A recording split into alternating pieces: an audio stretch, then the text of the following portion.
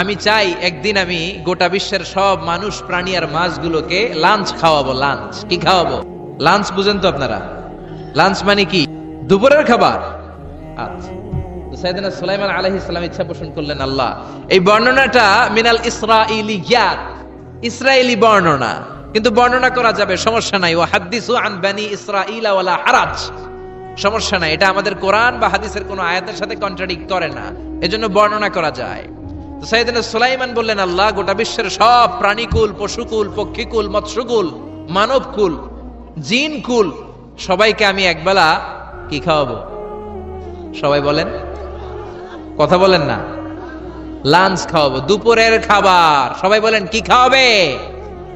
দুপুরের খাবার খাওয়াবো। আল্লাহ বললেন no, it's not your duty man, it's not your job.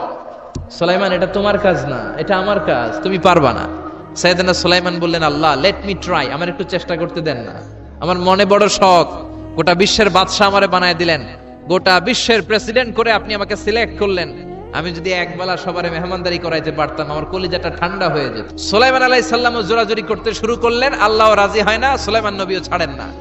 পরে সুলাইমান আলাইহিস সালামের জোরাজুরির কারণে আল্লাহ বললেন ওকে ট্রাই করে দেখো পারো কিনা। সাইয়েদনা সুলাইমান আলাইহিস সালামের অনুসারী ছিল জিনেরা। জিনেরা ওনার কথা শুনতো, সব জিনদেরকে নিয়ে বসালো, জিনদের সাথে গোল টেবিল বৈঠক। জিনের বাদশারে বলল, জিনের বাদশা আমি গোটা